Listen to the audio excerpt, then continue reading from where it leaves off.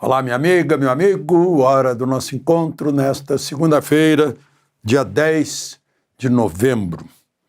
Num 10 de novembro de 1980, portanto, há 45 anos, o ministro Said Fará, da Comunicação, no governo Figueiredo, avisava que eu tinha que assinar uma carta de demissão com data de 11 de novembro, dia que eu estava fazendo 50 anos. Foi um alívio, mas aprendi muito. Depois que saí da presidência, eu tive privilégios de fonte, ia direto ao presidente da República, aos ministros do Palácio do Planalto, além de ter adquirido experiência em 1 ano e meio, de saber como funcionam as engrenagens do topo do Poder Executivo, que funcionam igual até hoje.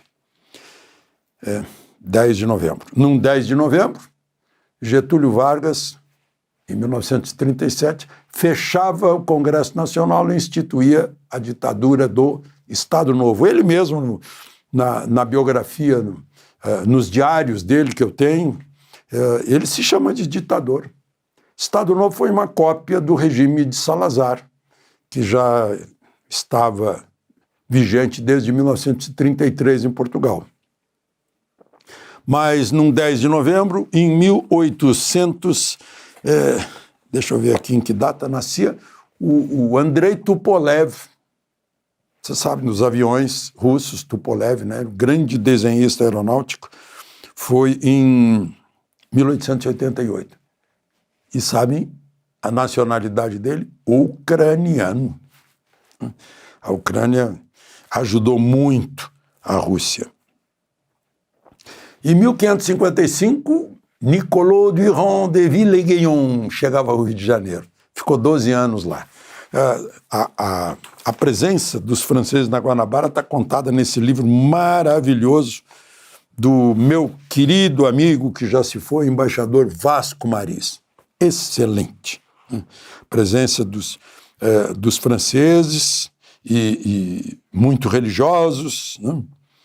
E acabaram tendo que sair de lá. Mas o que eu queria contar para vocês é que ontem ficou um pedaço fora, né? Essa nossa introdução não entrou. Foi uma peça que nos pregou o cartão de memória. Enfim, eu falava sobre a Gazeta do Povo de Curitiba, que está com uma proposta maravilhosa de R$ 8,25 por mês durante 1 ano, para quem assinar agora, aproveitando essa moda aí do Black Friday. E eu quero dizer para vocês mais uma vez, olha, eu estou com 55 anos de jornalismo, já foram outros tempos confiáveis, hoje vocês têm que procurar jornais do nível da Gazeta do Povo, que tem mais de 100 anos de credibilidade. Isso não é pouco, é muito para a imprensa brasileira. Eu estou lá, escrevo lá,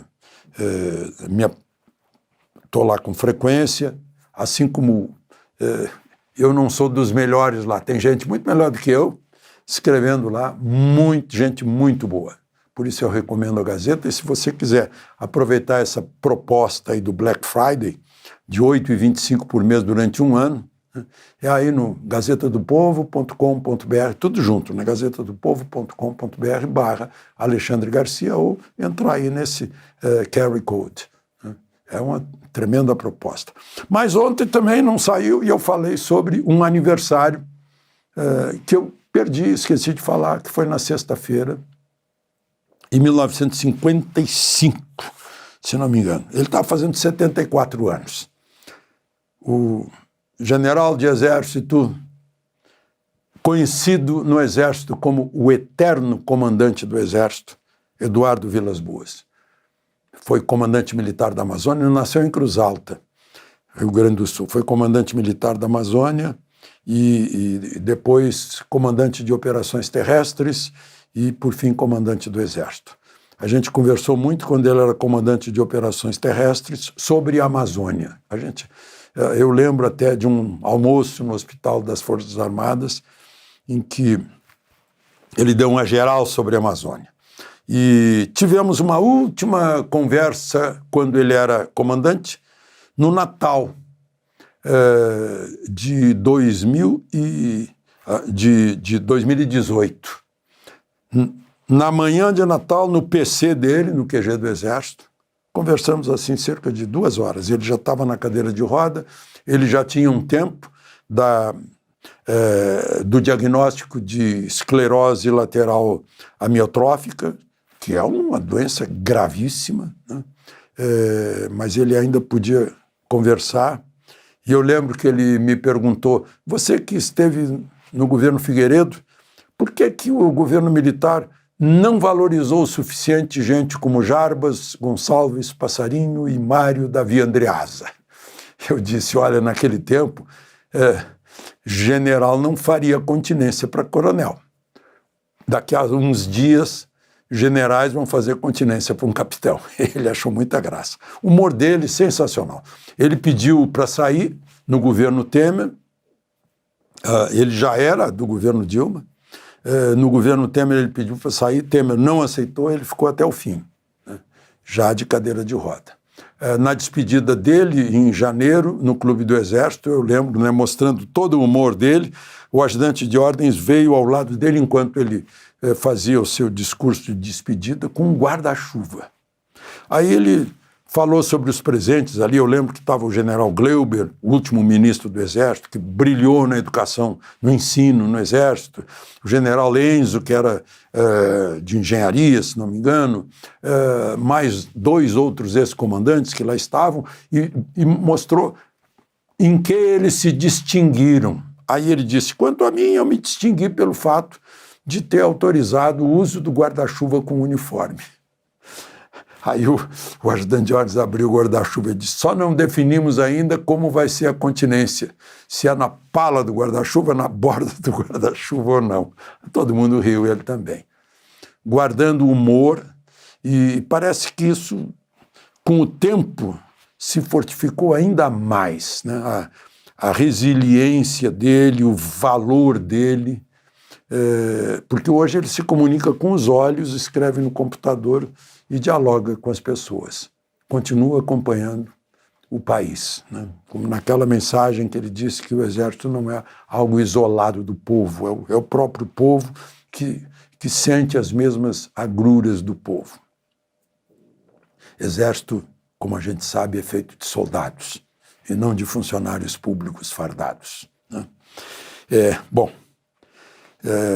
Então é isso. Vamos aos fatos de hoje. Lembre-se de se inscrever e ao final de deixar o gostei ou não gostei.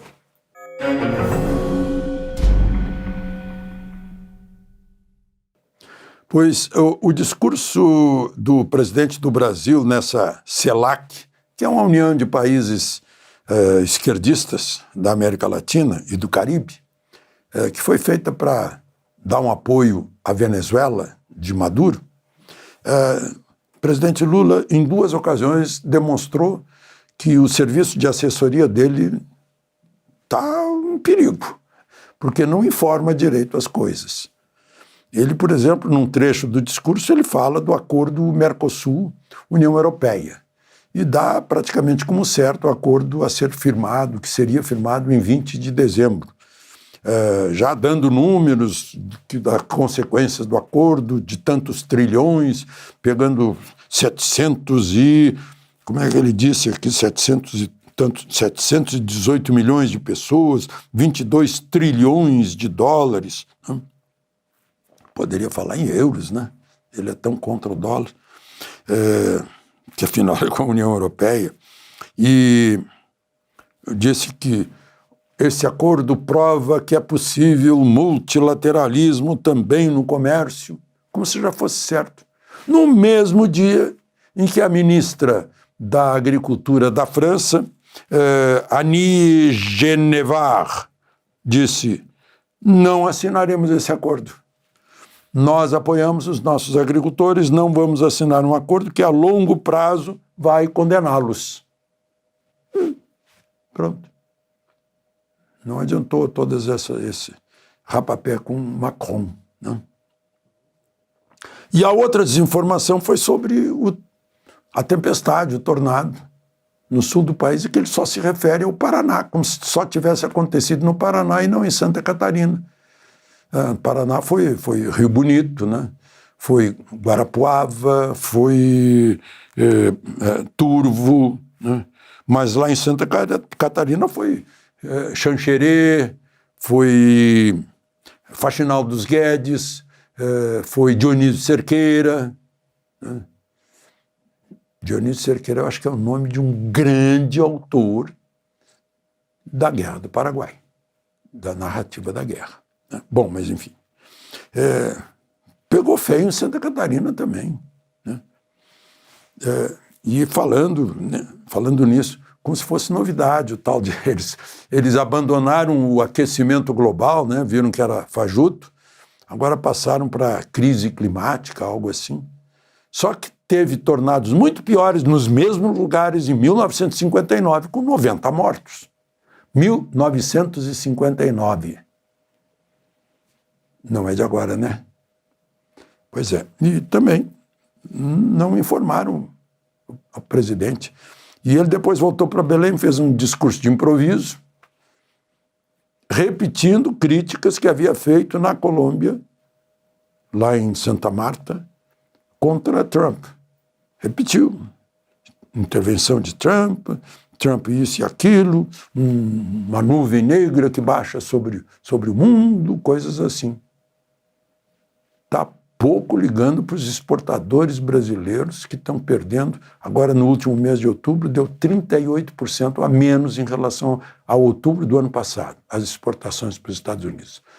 Tem gente lá no Rio Grande do Sul que vive de exportar móveis que são comprados pelos americanos.